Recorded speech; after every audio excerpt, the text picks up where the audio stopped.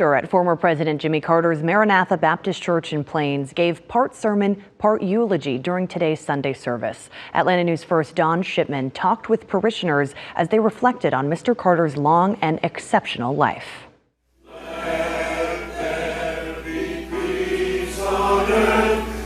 A poignant gathering of prayer and remembrance during Sunday service at Maranatha Baptist Church in Plains.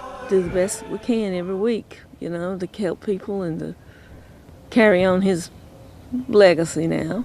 At the same tiny place of worship where former President Jimmy Carter taught Sunday school for some 35 years, congregants spending the Sunday following his death at the age of 100 to honor his legacy of faith, humility, and service.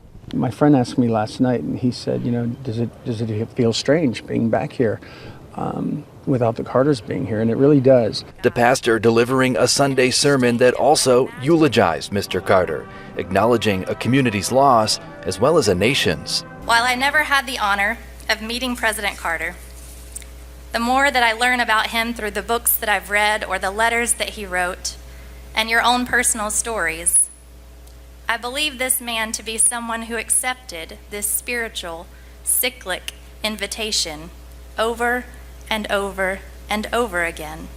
Mr. Carter last attended Sunday service here in March of 2023, and back then lines would often form leading into the front of the church right there. That March marked one of his final public appearances before entering hospice care later that same month. Today I hope that you hear a message inviting you to live, even as we are actively on our way to death. While fewer people fill the pews, those in attendance saying they felt compelled to be here in hopes of finding closure and to remember a man they not only called Mr. President, but also a friend. He was very down home.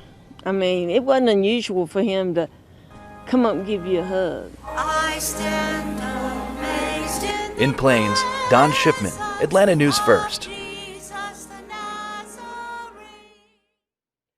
Former President Carter will be flown to Washington, D.C. on Tuesday, where he will lie in state until his funeral service on January the 9th. Atlanta News First will have coverage of those events on air and online. You can follow along on the free Atlanta News First app. You can also stream on Roku, Apple, and Fire TV, along with YouTube.